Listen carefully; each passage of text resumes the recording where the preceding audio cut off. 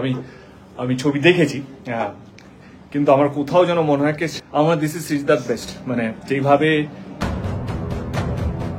Superstar Shakib খানের সিনেমার promotional প্রচারণা যেন এক অন্যরকম রূপ নিল। ভাইরে ভাই, সম্প্রতি কলকাতার জনপ্রিয় অভিনেতা নায়ক দেব শাকিব খানের দরদ সিনেমার অফিসিয়াল পোস্টার লাগানো প্রমোশনাল টি শার্ট পরে ফটো শুট করেছে। কিন্তু আমার কোথাও যেন মনে হয় আমার দিস ইজ দ্য বেস্ট, মানে যেভাবে এমন একটা লোকেশন, সেখান থেকে এই গল্পটাকে।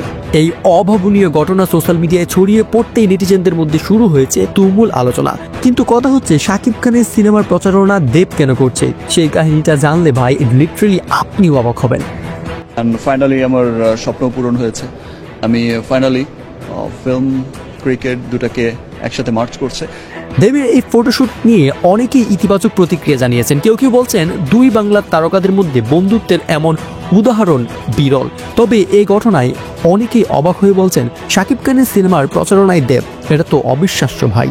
দেবের এই পদক্ষেপে অনেকেই দুই বাংলার সাংস্কৃতিক মেলবন্ধনের প্রতীক হিসেবে দেখছেন।